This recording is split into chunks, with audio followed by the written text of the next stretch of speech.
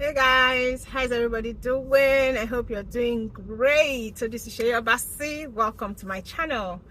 So I want to talk about the recent announcement by the Canada Immigration Minister. If you are, someone who is interested in Canada, studying, working, moving to Canada, I'm sure by now you would have heard about the announcement by the minister. You would have seen so many videos made by people announcing what the minister talked about in his announcement.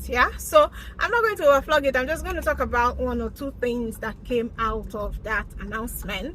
The first one being the verification for letter of acceptance from universities and colleges in Canada, that now RCC will have a kind of portal where the schools will be able to confirm those letters of appointment with RCC.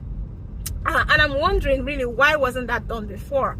Does it mean that RCC was just like granting visas to people without confirming that the letter of acceptances were real? I mean, it's I don't know. I feel it's some kind of responsibility on the part of RCC, and that is why when those Indian students, 700 Indian students who were to be deported because of fake letter of acceptance or fake admission letter, RCC didn't even have, a justification, because really, why were you not checking in the first place? How were these people able to get their visas approved with such fake admission letters? So I think that's something that they should have been doing, and I'm glad they've decided to be doing it now.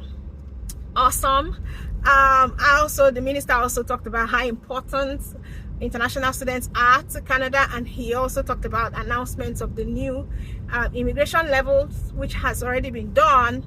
But then he also said something that talked about trades, the kind of students or the kind of workers or international students that Canada would be concentrating on going forward when it comes to postgraduate work permit. So if you're a student in Canada and you're applying for a program that is not PGWP eligible, I really don't know why you're doing that, because I would advise you to apply to a program that's PGWP eligible so that you're getting that PGWP.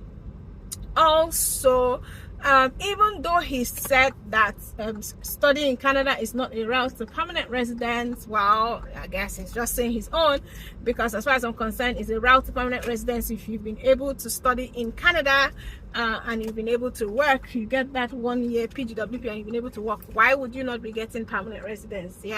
Why would you not be able to apply for permanent residence? You should be able to apply. So I don't think that any international student should lose heart.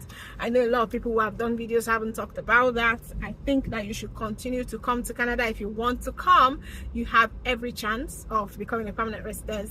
I mean, using your Canada education and your work experience. So I just want to talk about that, and also say that Canada has very good numbers to bring in people to Canada in the next coming years, next 3 years, 485,000 in 2024, 500,000 each 2025 and 2026. So if you still want to come to Canada, please come. Stop listening to naysayers, stop listening to anything negative. There's still a chance for you. Canada is a beautiful city. I encourage you to come. I hope this was useful. I just want to touch on the nuggets, and I'm going to talk to you next one. Take care and bye for now.